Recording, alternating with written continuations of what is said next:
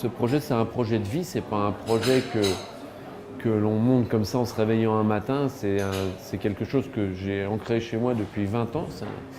Dans la restauration, on est tous dans la transmission et dans l'envie de laisser quelque chose une fois qu'on n'est plus là, puisqu'on ne peut pas faire de la cuisine tout seul ou un restaurant tout seul.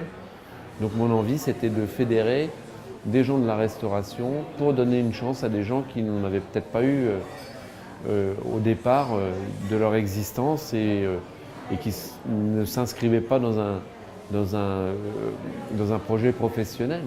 Ça n'a pas la connotation d'un restaurant associatif parce que le restaurant associatif dans la tête des gens, malheureusement, c'est de la chaise en plastique, de la cuisine plus ou moins. Voilà, nous on a essayé de créer un restaurant dans un beau décor, avec un vrai budget, de la technique, pour que ces jeunes travaillent dans les meilleures conditions possibles et qu'on puisse leur montrer le plus beau côté et la plus belle face de ce qu'est notre métier, qui est un métier d'envie, de partage et puis de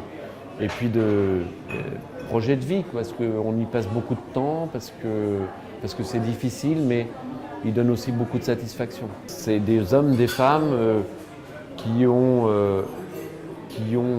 sont restés un petit peu sur le bord de la route de l'emploi ou qui n'ont jamais eu d'un premier emploi, puisqu'on a des contrats, des emplois d'avenir, qui sont des premiers emplois des jeunes de 25 ans, mais on a aussi des contrats d'insertion et on a aussi tout le circuit de l'apprentissage et des bacs professionnels.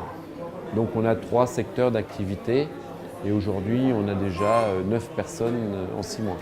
Je leur dis simplement, c'est que vous avez la chance d'apprendre un métier sans automatiquement de qualification professionnelle au départ.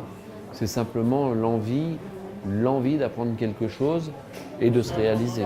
Parce que Toc et Partage fait aussi bien de l'accompagnement de la semaine du goût dans les écoles, comme on a fait, où va travailler, faire des recettes de cuisine avec les aliments qui sont rejetés de Rungis, voilà.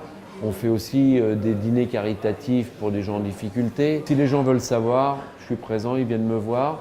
C'est marqué sur les cartes, mais d'une manière assez discrète. Et c'est pas le but du jeu, quoi. C'est les gens viennent, mangent bien, découvrent un endroit assez joli, et en plus, ils font une bonne action.